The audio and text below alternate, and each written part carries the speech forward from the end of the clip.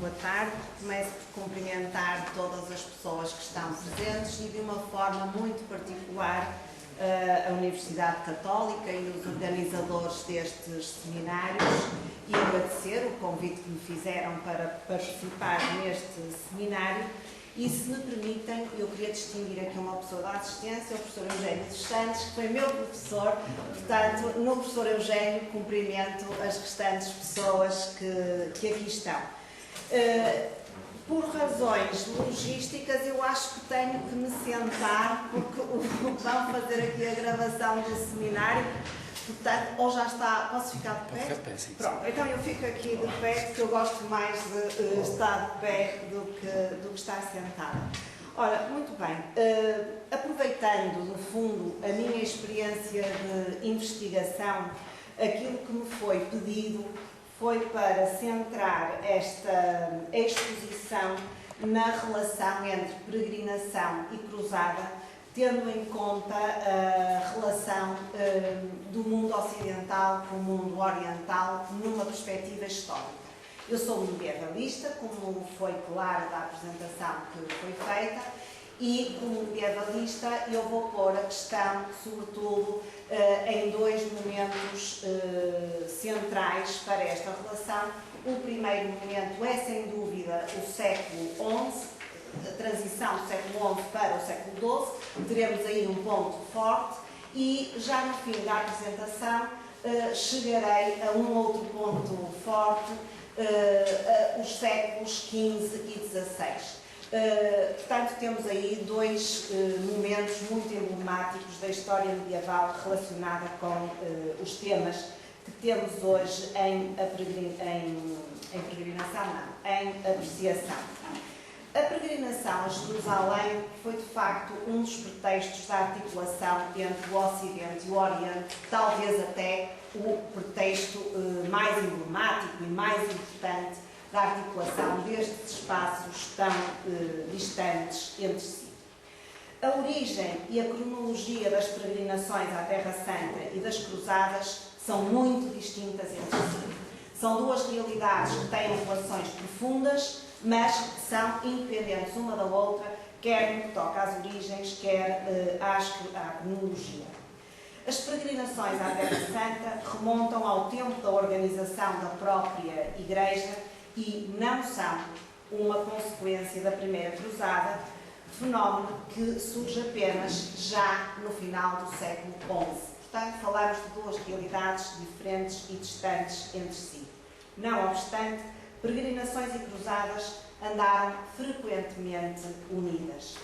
De resto, a viagem, enquanto modelo de uma determinada condição espiritual, a peregrinação, converteu-se num dos elementos estruturantes do mundo ocidental. Os destinos para os peregrinos medievais, estes peregrinos ocidentais, eram, sobretudo, três: Jerusalém e a Terra Santa, de uma maneira muito mais alargada, relacionados com o nascimento, a vida e a morte de Cristo; Roma, enquanto sede pontifical, outro grande destino de peregrinação; e, aqui já bem perto de nós, Santiago de Compostela, num contexto histórico muito específico. Eu irei fazer uma referência esporádica a Santiago de Compostela, mas não é esse o centro desta abordagem. O centro desta abordagem será a peregrinação a Jerusalém como pretexto de articulação entre estes dois mundos tão distantes. A peregrinação, neste sentido, cruzou-se com outras formas de peregrinação que tiveram outras dimensões e outras áreas de abrangência. Há peregrinações locais, há peregrinações regionais, há até peregrinações nacionais, destinos estes santificados pela presença de relíquias, mas todos eles foram influenciados e dinamizados pela forma de peregrinação maior que era a que conduzia à Terra Santa. Portanto, quando eu falar aqui num sentido muito genérico de peregrinos à Terra Santa, na viagem eles visitavam muitos outros locais de peregrinação. A peregrinação nos primeiros séculos da nossa história cristã esteve muito ligada à veneração dos lugares santificados pela pregação e pela paixão de Cristo, muito ligada aos acontecimentos narrados nas Escrituras, muito ligada à veneração dos túmulos dos apóstolos, muito ligada à veneração dos lugares associados aos mártires. Era uma forma de peregrinação muito devocional. A peregrinação, historicamente falando e no caminho do tempo, foi adquirindo outras facetas, e entre elas o sentido também de penitência. O culto das relíquias e, a partir do século VI, a adoção da prática penitencial acrescentou esse outro sentido à peregrinação, a peregrinação enquanto penitência e até enquanto penitência pública. Nesta evolução da peregrinação, e para nos aproximarmos de um dos pontos-chave do nosso raciocínio de hoje, a tal transição entre o século XI e o século XII, nós temos que saber que muito antes disso houve 3 ou 4 episódios históricos que estimularam as peregrinações a Jerusalém e que lhes atribuíram muito significado nesse mundo muito distante já de nós, cronologicamente falando. Um desses episódios determinantes está associado à figura de Helena, Santa Helena, a mãe do imperador Constantino, que anunciou ter descoberto a Vera Cruz. Estávamos na terceira década do século IV depois de Cristo. A este episódio histórico e a este local em concreto vai também associar-se uma memória e uma imagem muito de cariz cultural, não só devocional, mas também cultural. O próprio imperador Constantino contribuiu para esta maior visibilidade das peregrinações à Terra Santa, a partir do momento em que fez uma intervenção no Santo Sepulcro, construiu uma basílica, promulgou uma série de legislação que ajudou a institucionalizar a Igreja, uma delas o famoso Édito de Milão, no ano de 313, que conferiu liberdade de culto aos cristãos, e isto são tudo elementos que ajudaram a impulsionar a peregrinação à Terra Santa. A partir desta base histórica, não faltam relatos de viagens que descrevem itinerários marítimos e terrestres e, inclusivamente, nestas viagens tão longas, os santuários que os peregrinos podiam visitar e podiam desfrutar durante a viagem de peregrinação. Este impulso histórico à peregrinação não se focou apenas no século IV, foi sendo alimentado e no século VI encontramos uma outra figura carismática do mundo ocidental que também deu o seu contributo para estimular estas peregrinações, a figura de São Bento, que nos seus escritos, na regra que escreveu, acabou também por impulsionar a caridade e temos aqui um elemento também que devemos acrescentar, porque estão criadas as condições, a legitimação de acolhimento dos peregrinos que se deslocavam à Terra Santa. Em suma, encontramos historicamente muitos elementos, e eu citei aqui 2 ou 3 apenas, que nos ajudam a perceber que a viagem, a peregrinação à Terra Santa foi adquirindo uma visibilidade crescente. Há um outro elemento que não tem uma época precisa, mas que também é visualmente apontado e que nos ajuda a perceber esta situação melhor. E esse elemento tem a ver com as exigências feitas aos peregrinos. No fundo, peregrino pode ser qualquer pessoa, não tem que ter uma preparação teológica. Peregrino é aquele que se dispõe a fazer essa viagem física, mas que representa a viagem interior, e esta simplicidade de exigências que é colocada aos peregrinos é talvez o fator capital que ajuda a perceber que não haja nenhum entrave à ida das pessoas e que nos ajuda de facto a entender porque é que no final do século XI há um momento muito especial que justifica que muitos peregrinos se disponham a fazer essa viagem.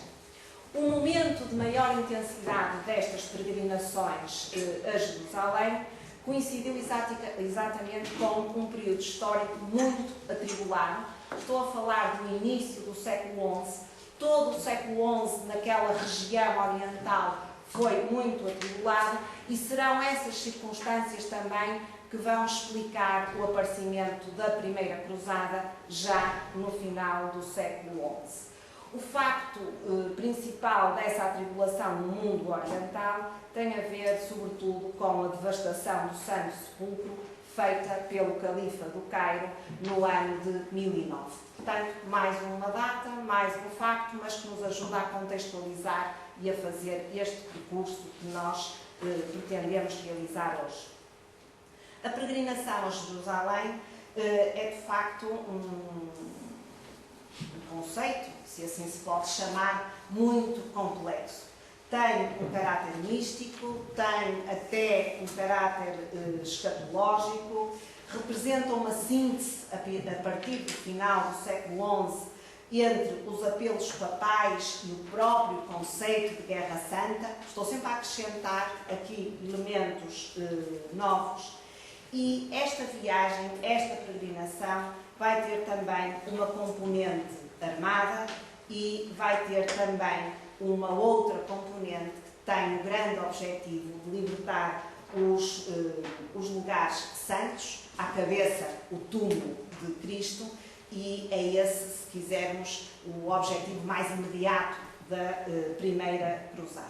Neste contexto, a partir do final do século XI, peregrinação e cruzada desenvolvem-se lado a lado. As cruzadas, nós, para entendermos este conceito, estes grandes movimentos, precisamos também de ter 2 ou 3 elementos históricos só para nos situarmos. Um deles situa-se precisamente no pontificado de Leão IX, um Papa de meados do século XI, Papa este que colocou a guerra ao serviço do papado e dos Estados papais, difundindo o caráter santo da atividade bélica. Isto pode nos parecer estranho hoje, à luz de meados do século XI, e isto era perfeitamente normal. O que é que Leão IX acentua? Ou a política pela qual ele envereda acentua que, do ponto de vista teórico, estamos a assistir, ou estávamos em meados do século XI, a assistir a uma evolução entre o conceito de guerra justa, que já existia no mundo ocidental, para o conceito de guerra santa, este sim uma novidade mais específica do século XI. A violência cristã passa a ser aceite, reconhecida, a partir deste momento, justificada até com argumentos teológicos, e o direito canónico tem diversas referências a esta construção que vai sustentar a ligação da cruzada com a peregrinação. Um outro Papa, também não muito distante do anterior, já de finais do século XI, e que constitui a chave para chegarmos à cruzada, é precisamente o Papa Urbano II.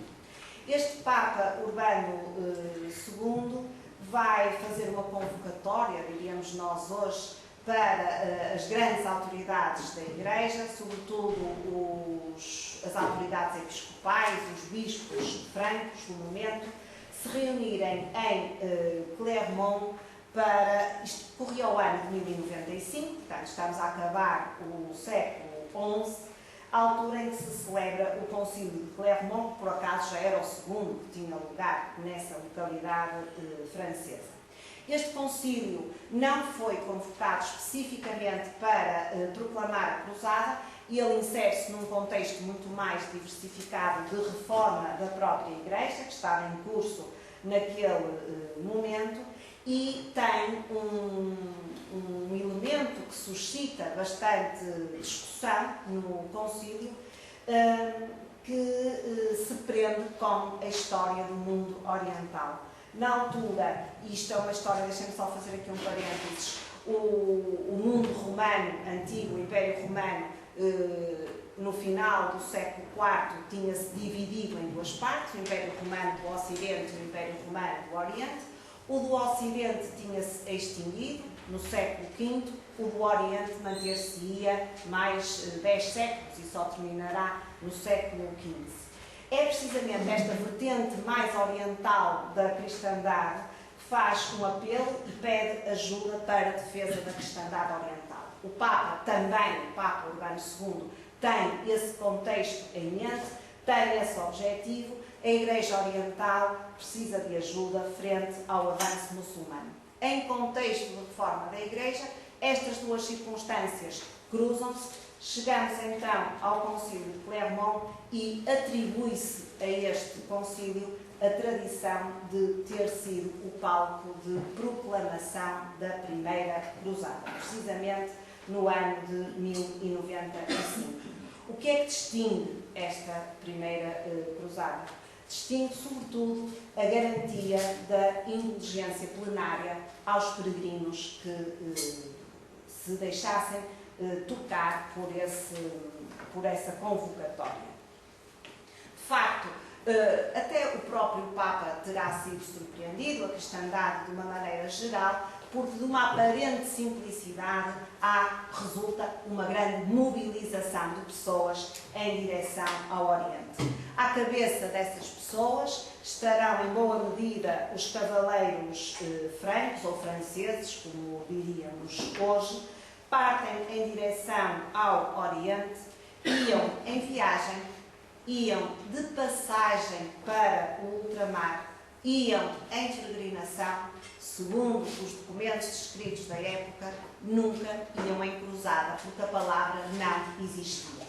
Já se trata, de facto, da Primeira Cruzada, mas ela não tinha a designação com que hoje a conhecemos. O termo cruzada é uma palavra tardia, aparece por volta de meados do século XIII, portanto, cerca de 150 anos depois, e significa precisamente os cruce signati, os que vão assinalados com a cruz. É este o grande significado do termo cruzado. Ora bom, o termo cruzado é muitíssimo polissémico, há muitas interpretações para este termo. Nós vamos a ter, sobretudo, à primeira e à mais simbólica significação deste termo, a mais tradicionalista, que é uma campanha feita para recuperar ou defender a Terra Santa. Isto é a definição mais elementar que se pode dar de cruzada. Em boa verdade, estes movimentos foram cíclicos, historicamente estão documentados diversos, mas se virmos a cruzada apenas neste sentido, nós tínhamos que nos circunscrever quase aos primeiros 3 grandes movimentos. E com isto eu cheguei até ao final do século XII, andei um século para a frente, porque a partir da Quarta Cruzada, e a Quarta Cruzada tem lugar em 1204, há uma transformação da Cruzada e o Papa do momento, Inocêncio III, percebeu claramente essa transformação e até acusou os cruzados de estarem a desviar, como ele disse, a Cruzada, a fazerem uma outra interpretação desse movimento. Ora bom, é esta ligação da peregrinação à defesa da Terra Santa que estará na base da fusão ideológica da Guerra Santa com a peregrinação que caracteriza a Cruzada.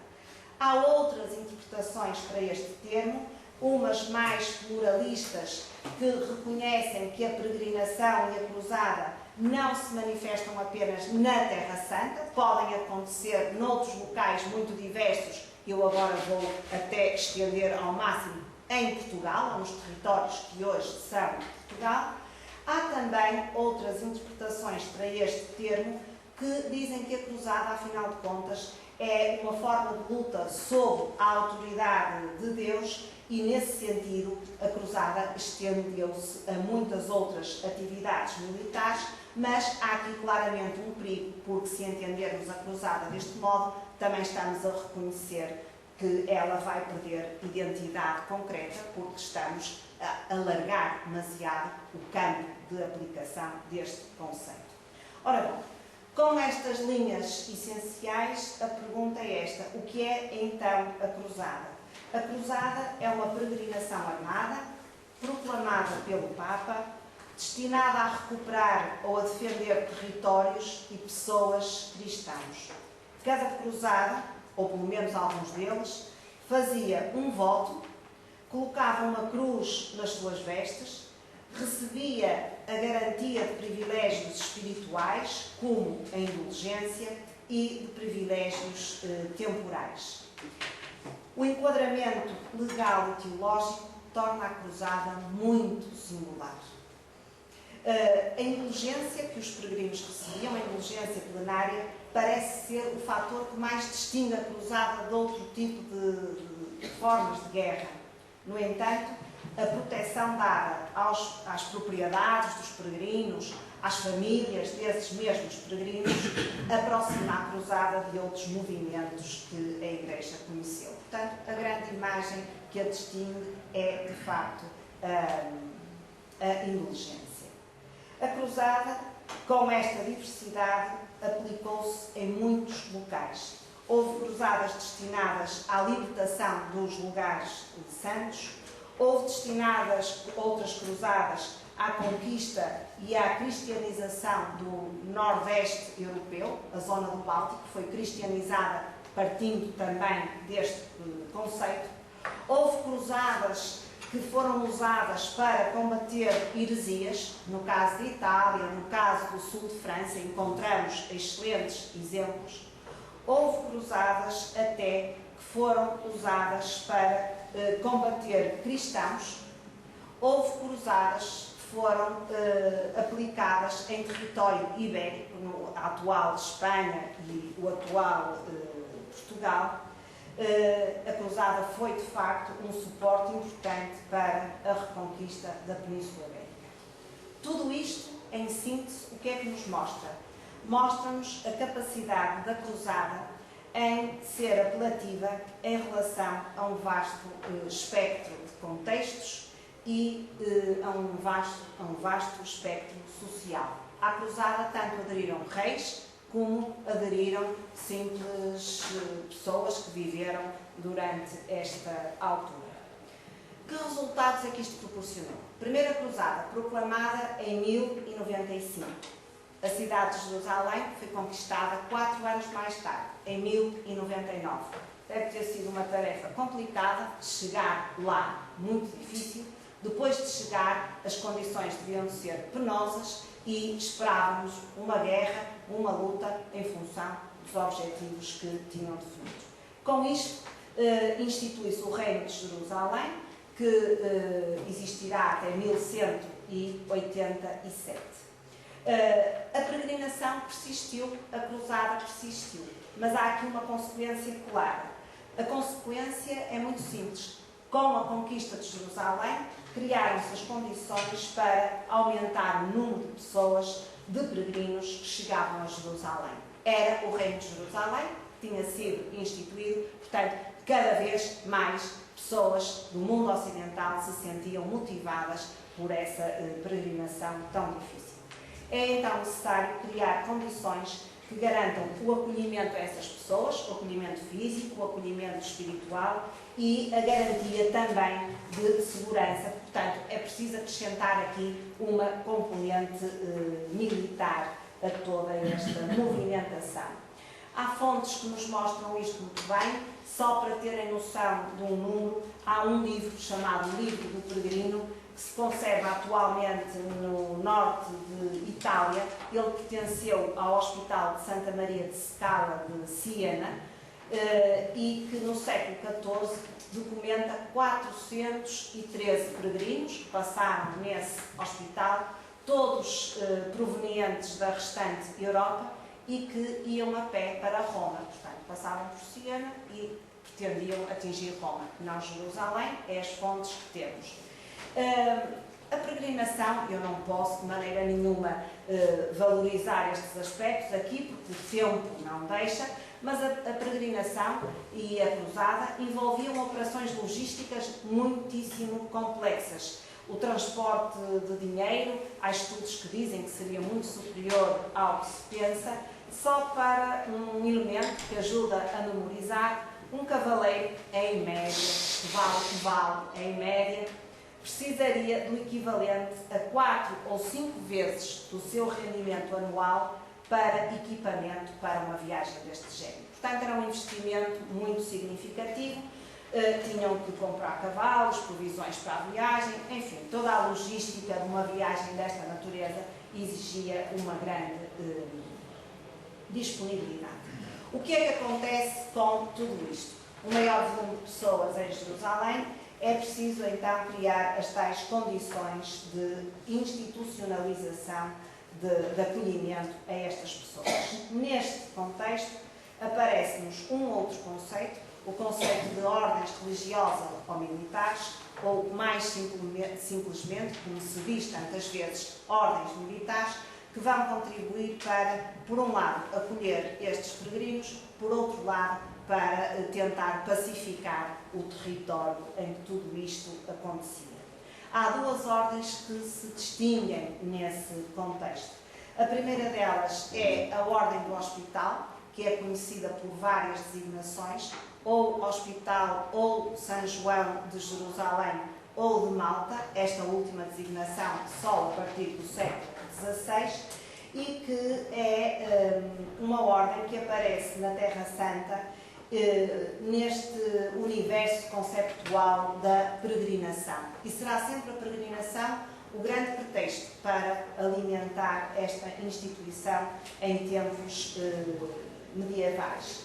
Esta ordem resultou de uma tradição que podemos recuar cerca de 50 anos a meados do século XI, à altura em que uns mercadores italianos, que eram provenientes de uma cidade da costa ocidental, perto de Nápoles, a cidade de Amalfi, que tinham uma tradição de negócio com os territórios de Jerusalém.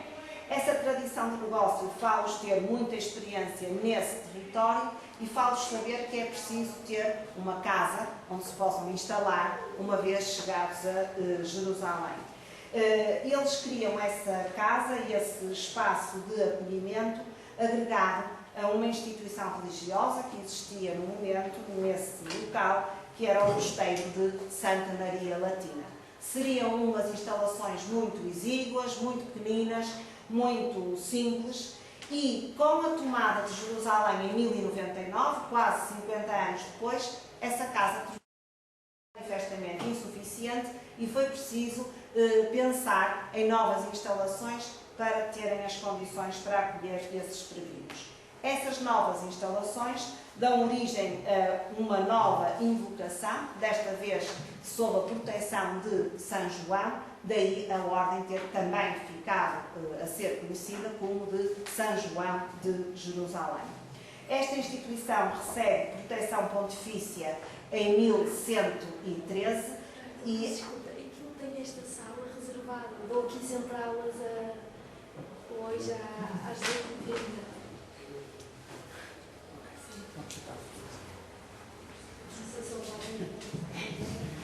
Todas as aulas têm um intervalo, a nossa tem um intervalo. Bom, esta instituição foi então foi legitimada pelo Papa Pascoal II em 1113, teve uma regra, um modus vivendi muito simples mesmo, muito simples, mas que tem um elemento crucial para esta história. Nesta regra diz-se que a hospitalidade tem o primeiro lugar na missão daqueles homens. E isso vai fazer deles freires que dão prioridade ao programa socio-caritativo e que vão manter, a partir dessa altura, até, se quisermos estender muito as coisas, já muito transformadas, até hoje, ao dia em que estamos, ainda conseguimos encontrar sinais deste século XI tão recuado. O termo hospital, para nós hoje, tem um significado, na Idade Média tinha algo de diferente, Na Idade Média, o hospital tem um significado que tanto pode ir de uma albergaria, um sítio onde ficar, a um asilo, a um hospital para pobres, para viajantes, incluindo estes peregrinos que se dirigiam aos mais diversos santuários e, por razão maior, à Terra Santa. Neste sentido, a peregrinação funciona como uma espécie de síntese entre o sofrimento e a solidariedade, o que confere à peregrinação um impacto muito especial na esfera social, mesmo naquela altura. Para além destas práticas assistenciais, os hospitalários são os freiros que professavam nesta instituição, cumpriam outros votos essenciais e também se deixaram comprometer, isto foi uma transformação gradual, deixaram-se comprometer com o serviço das armas, associaram a essa missão socio-caritativa inicial o serviço das armas, participando no ideal de legitimação da Guerra Santa. Este apoio socio-caritativo aos peregrinos vai tornar esta ordem muitíssimo peculiar e um dos elementos que garante a operacionalidade no domínio da cruzada. A esta ordem juntar-se-ia uma outra, parecida, mas diferente, não há aqui paradoxo nenhum, que é a Ordem do Templo. Porquê é que eu digo parecida? Porque ela também vai ser considerada uma ordem da mesma categoria, uma ordem religiosa ou militar, é uma missão muito distinta para os freiros que nelas professaram. Esta ordem, desde os primórdios, defende como programa essencial as atividades militares e isto tem muito a ver com a história daqueles territórios da Terra Santa ou nas imediações da Terra Santa. A cidade de Jerusalém não está na linha de costa, é uma cidade, como sabem, está ligeiramente para o interior, mais ou menos 50 km por aí. Estes peregrinos, quando se dirigiam à Terra Santa, muitos deles chegavam via marítima, chegavam por mar, aportavam a Jaffa e depois tinham que fazer um percurso a pé até chegar efetivamente a Jerusalém. Essa faixa do território era muitíssimo conturbada, muito perigosa, e estes cavaleiros do templo tinham como missão garantir ali a proteção de passagem para que os peregrinos pudessem chegar à cidade de Jerusalém.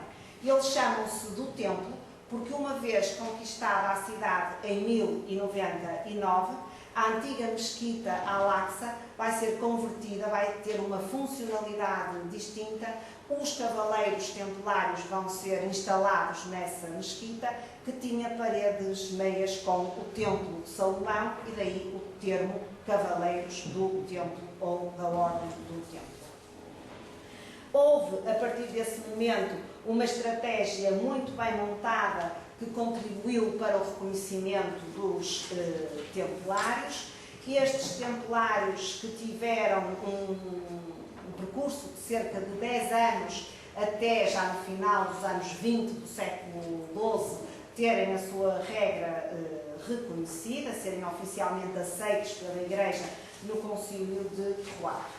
Ambas, portanto, hospital e templo, fizeram uma expansão em direção ao mundo ocidental. Elas estão documentalmente presentes em muitos países, para utilizarmos a terminologia de hoje, incluindo em Portugal, onde também tiveram outras ordens militares, como foi o caso de Santiago, como foi o caso de Avis, que constituíam um ramo da Ordem de Calatrava, isto tudo no século XII, ou como seria já nos inícios do século XIV, a Ordem de Cristo, que se juntou a este naipe de ordens que já existiam desde longa data. Ora bom, todas estas, e eu pego só nos exemplos que estiveram presentes em Portugal, têm regras próprias, modos de vivendo próprios, mas têm inspirações diferentes.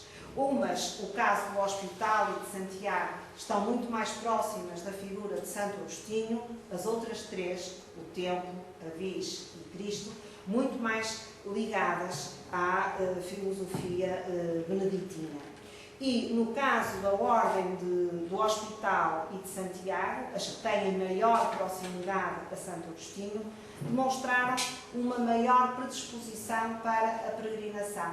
Também por razões históricas encontramos bons argumentos para perceber isto. A própria invocação da figura do Santiago Mata-Mouros, que toda a gente já ouviu falar, portanto, a quem se atribuem as vitórias contra os mouros, acabou por proporcionar uma associação fortíssima entre peregrinação e cruzada aqui na Península Ibérica.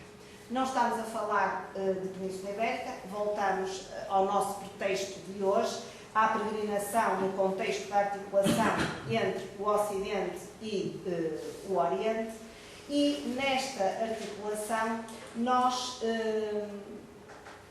temos este ponto forte, que eu anunciei logo no início, a transição do século XI para o XII, mas eu disse também no início que tínhamos que chegar até ao século XV e XVI. E para nos aproximarmos, convém percorrermos um bocadinho deste tempo aqui no meio. Nós, para estudarmos a peregrinação a Jerusalém, não nos podemos apenas concentrar nos fatores do mundo ocidental que justificaram essa peregrinação, também temos que perceber um bocadinho o que era e como se organizava essa cristandade latina oriental, para saber como é que as coisas poderão ter tido lugar.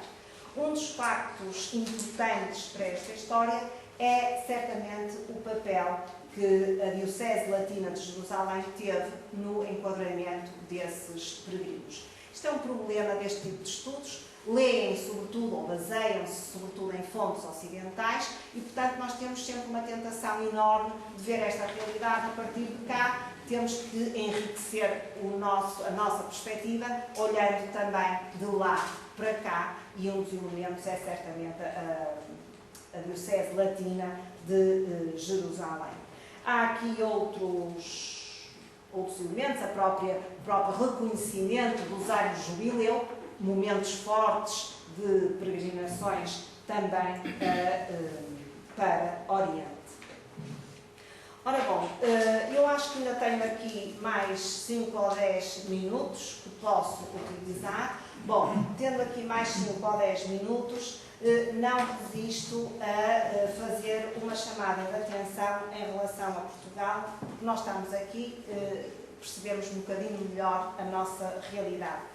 Quando eu dizia há bocadinho que aquelas duas ordens, o Hospital e o Templo, se expandiram em direção ao Ocidente, e foram importantíssimas instituições de apoio a esses peregrinos que iam para Jerusalém, estas duas ordens, no caso português, instalaram-se em dois locais muito diferentes e que têm significados muito diferentes. Os hospitalares instalaram-se aqui perto de nós, em Lessa do Valio, não na igreja que vemos hoje. O que nós vemos hoje é uma igreja do século XIV, que foi construída por eles na primeira metade do século XIV, mas por volta do ano de 1112 eles terão recebido uma igreja situada naquele mesmo local, um mosteiro, onde se instalaram, não com o propósito de participar na reconquista cristã. O condado portucalense na altura era muito jovem, ainda estamos muito longe de chegar a Portugal nesses primórdios do século XII.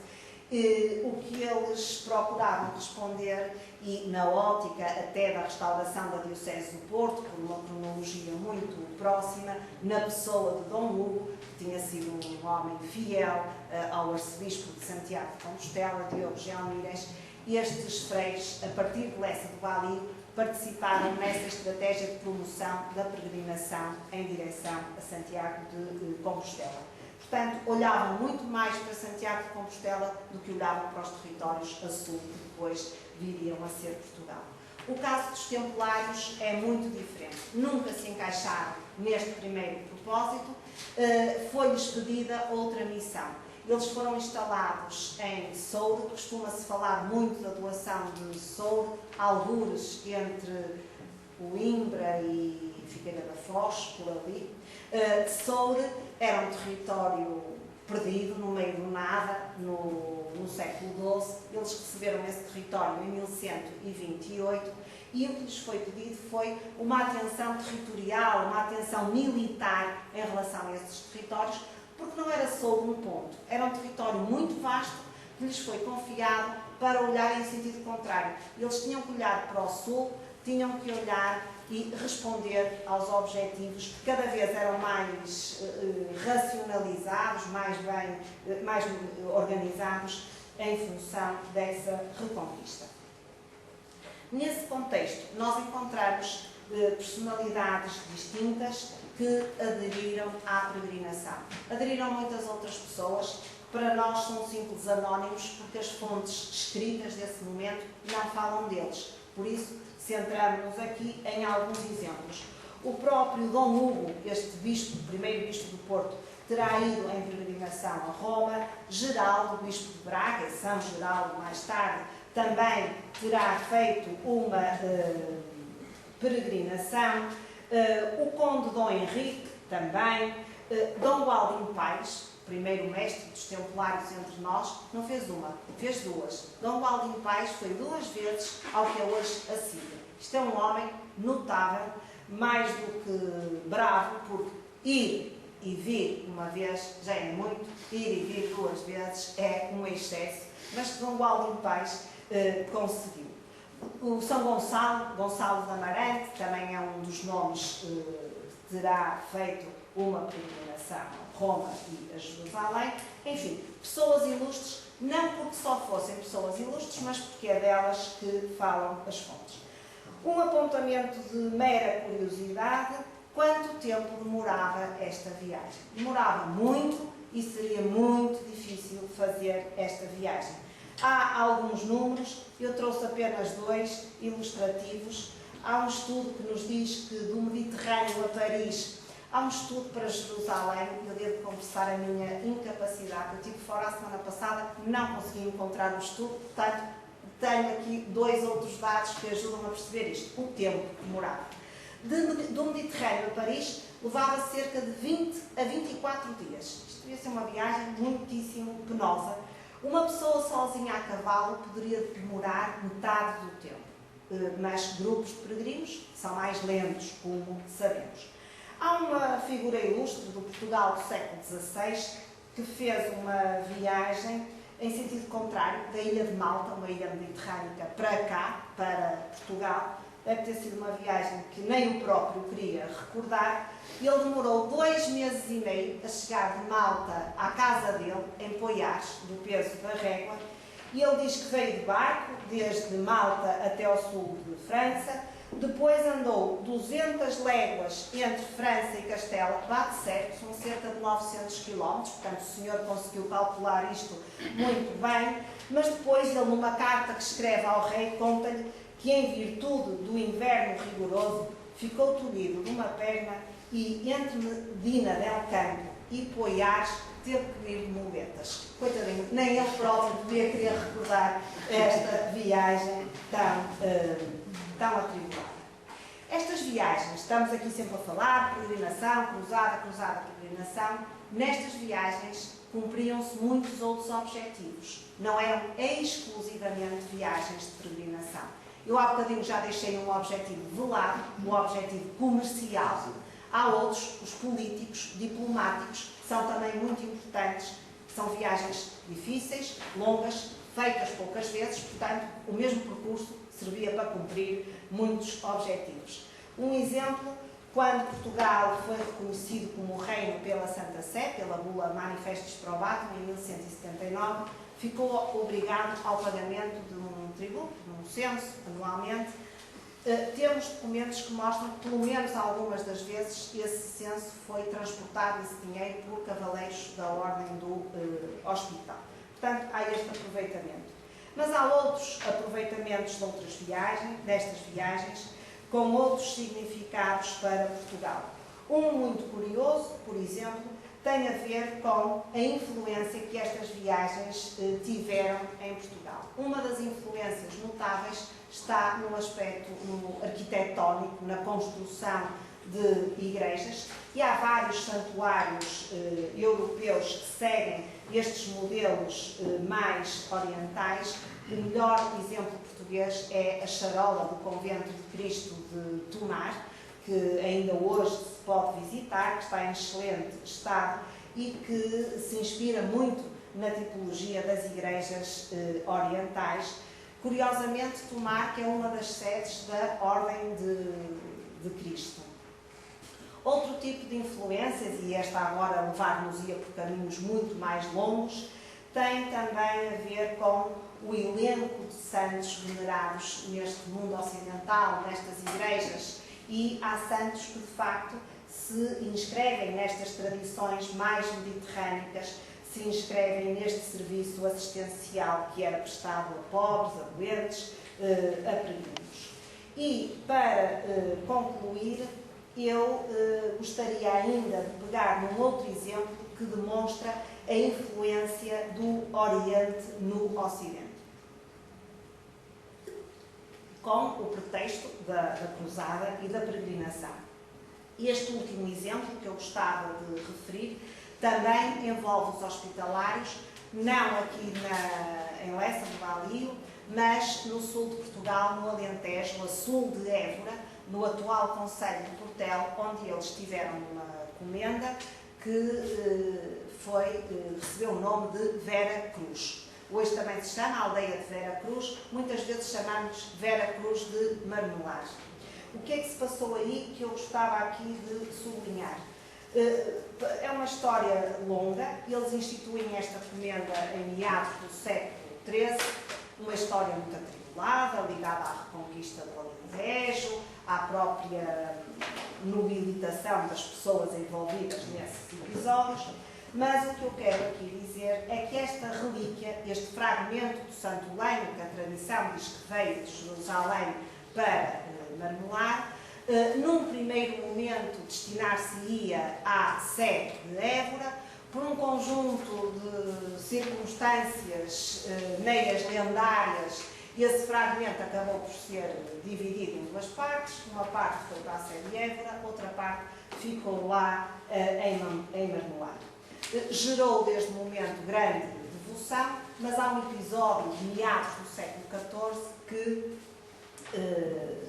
ressignificou tudo isto. Esse episódio é a Batalha do Salado. Estávamos no ano de 1340, em outubro de 1340, e tem lugar essa batalha que envolve um exército cristão, constituído por vários reinos peninsulares, contra os muçulmanos. Terá sido uma batalha muito complicada, mas, segundo contam textos do momento, simplificada, porque o rei Dom Afonso IV terá dado ordens ao prior da Ordem do Hospital para pegar essa relíquia, ir ao campo de batalha no sul de Espanha, exibiu a relíquia e o exército cristão, aparentemente de uma forma simples e até inesperada, vence a vitória. A relíquia volta para Marmelar e a partir daí desenrola-se uma história muito diferente e nós, somando as peças, vemos aqui um outro lado de tudo isto, que é a necessidade que estes freiros tiveram, em associação com o rei de Portugal na altura, em mudar até a própria designação do topónimo e mudar o oráculo. Esta igreja primitivamente terá sido da invocação de São Pedro e depois terá mudado de oráculo e tem como oráculo agora a Vera Cruz. Isto provocou no Alentejo uma aproximação muito grande a Jerusalém. E reparem, Jerusalém e Alentejo estão nos antípodas, geograficamente falando, mas têm uma identificação que as aproxima muito grande nesse momento. Como é que os hospitalários nos transmitem isto nesta altura? Eles recriam com a toponímia, ou seja, os nomes que escolhem para chamar aos seus lugares, trazem até Portugal uma outra maneira de interpretar Jerusalém, num sentido alargado, de interpretar a Terra Santa. A Terra Santa, nesta altura, em meados do século XIV, representava um fracasso militar para os ocidentais, já não tínhamos lá territórios, esses reinos antigos tinham todos sido derrotados, já não estávamos fisicamente presentes, com presença organizada, e eles reinventam uma Terra Santa na Jerusalém. O que é que eles fazem? Constroem um castelo, o Castelo de Belver, no final do século XII, a que chamam Belver, precisamente o nome do castelo que a ordem possuía no que é hoje Israel. E chamam-lhe o mesmo nome, exatamente cá. Constroem uma igreja, que depois se converteu até na própria sede da ordem, que é o Crato, o prior do Crato, se calhar todos recordam, o Crato, que remete para um outro castelo que eles tiveram na Síria, o Crato dos Cavaleiros, o Castelo dos Castelos, é aquela imagem mítica. E criam, na sequência da Batalha do Salado, como agradecimento, como tributo da vitória do Salado, criam também uma igreja, que começou por ser uma igreja muito simples, depois transformou-se num complexo conventual muito sério, que chegou a ser a sede da instituição também. A Flor da Rosa, hoje é uma pousada que funciona lá, que, dado que em grego rosa é Rodon, nós estamos a falar da flor de Rhodes, ou da flor da rosa. Portanto, eles estão permanentemente, já distantes da cruzada, já depois de assumirem todas as derrotas militares no Oriente, continuam a precisar de ressignificar a Terra Santa em território português. Ora bom, para concluir mesmo, uma ideia-chave. Peregrinação e cruzada transformam-se, adaptam-se e sobrevivem numa longuíssima cronologia. Longuíssima. No início do segundo milénio, houve uma deslocação geográfica dos centros de peregrinação, dos mais clássicos, de Jerusalém e Roma, para Compostela. Esta reinvenção da peregrinação no início do segundo milénio visa a utilização da peregrinação como um instrumento de afirmação da Península Ibérica, e isto valoriza muito o papel das ordens militares neste território. Ordens militares estas que vão ser responsáveis pelo arrastamento ao longo do tempo destes conceitos, tempo este que nos leva até ao século XV, até ao século XVI, altura em que um novo episódio muito emblemático tem lugar, a queda de Constantinopla, portanto em 1453, mas isso não deitou a perder a cruzada. Na altura, as autoridades do momento conseguem de novo reinventar este conceito e há, de facto, matéria que nos faz estudar as formas mais tardias de cruzada. A cruzada já não é a cruzada do século XI, a cruzada do século XV e XVI é substancialmente diferente, mas curiosamente vai ser usada como a legitimação da nossa presença em territórios fora da cristandade, é claramente um marco ideológico com finalidade política que duas ordens interpretam muitíssimo bem. A Ordem de Cristo na expansão atlântica e a Ordem do Hospital na defesa da fronteira mediterrânica da Europa frente aos turcos, nessa altura, nesses séculos XV e XVI. Assim, as peregrinações a Jerusalém foram o fator que mais uniu a Palestina, o Egito, a própria Constantinopla, ao Ocidente Europeu, sendo uma matriz claramente da nossa cultura. E só por isto vale a pena continuar a estudar estes temas. Muito obrigada.